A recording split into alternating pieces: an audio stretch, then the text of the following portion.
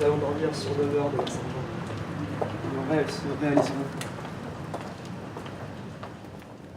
Faites voir ce que vous avez dans l'œil. C'est là, il y a un grain de poussière seulement. Bah, asseyez-vous, je vais vous soigner. Restez tranquille. Bien veut-il obéir? Ma parole, il tremble, ce grand fort gaillard. Avec des bras pareils.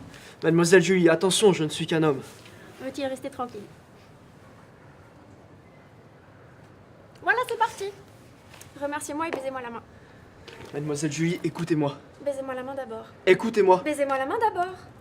Bon, mais vous ne pourrez vous en prendre qu'à vous-même. De quoi? De quoi? Êtes-vous une enfant à 25 ans?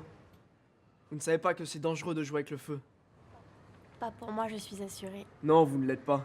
Et même si vous l'êtes, il y a des produits inflammables dans le voisinage. Vous voulez dire vous? Oui. Ce n'est pas parce que c'est moi, c'est parce que je suis un homme jeune.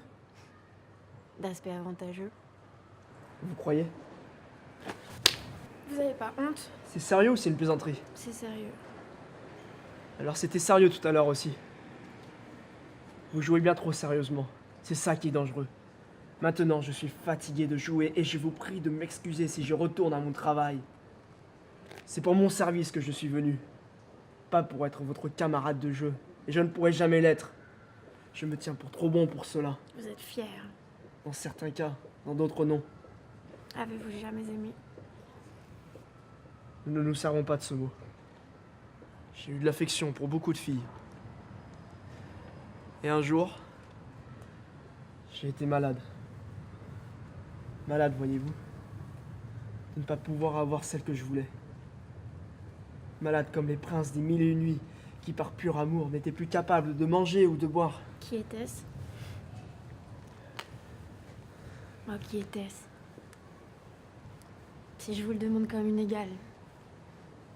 Comme une amie. Qui était-ce? C'était vous. Voyez-vous, c'était cette histoire que je ne voulais pas vous raconter tout à l'heure.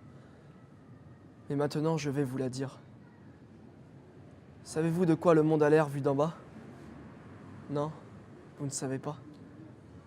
C'est comme les éperviers et les faucons, dont on voit rarement le dos, parce qu'en général, ils planent là-haut. Je vivais dans une chaumine du journalier avec 7 frères et sœurs. Mais par la fenêtre, je pouvais voir le mur du parc de Monsieur le Comte, avec des grands pommiers qui dépassaient. C'était un jardin de paradis. Et il y avait là des anges furieux, tenant des épées de feu et gardant ce parc. Mais cela ne nous empêchait pas, d'autres garçons et moi, de trouver le chemin de l'arbre de vie. Maintenant, vous me méprisez. Bah, tous les gamins volent des pommes, n'est-ce pas?